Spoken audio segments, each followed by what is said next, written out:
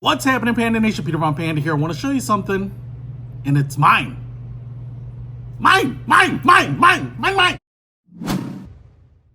All right, guys, so if you remember Empire Strikes Back, you might remember Yoda's Illuminator. We call it Yoda's because he stole it from Luke when he landed. Now, I wanted to show you this because this is from Star Wars Galaxy's Edge, the Disneyland theme park. And I want to just kind of give you a very close tour of what this is. An illumination device. Perfect for Master Yoda. Now, it's a replica of what you see in the movie. And first of all, I will tell you that it's got this kind of chrome finish. I think it's an all cast piece. But man, it's pretty heavy. This whole thing is metal. I kind of would have assumed it would have been like plastic to save some money. But as you can see here, it's a $30 item. So I guess the fact that it's metal shouldn't surprise you.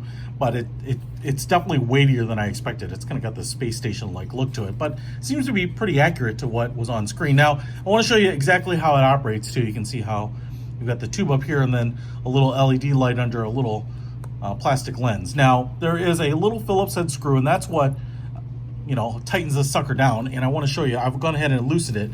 So what happens is the light portion, which is kind of like a tactical flashlight, and this seems to be all aluminum here. You can see the little LED in there, knurling right here, so I can unscrew it. And what we have is just like kind of any like normal pen light.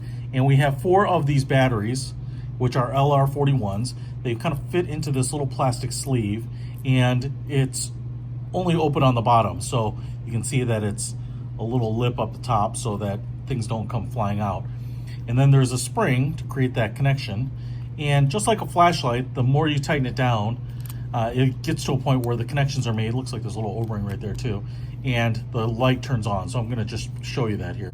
Now it can be slightly finicky. That spring in there needs to be centered, but once it is, then when you turn it down, you get like a bright white pen light. Now, to be really honest, this should be frosted to help diffuse the light to create a little lantern effect. It's more like a pen light. And so I will show you what it looks like when it is completely dark. But you can see this aluminum housing here, and then we actually have a little hole.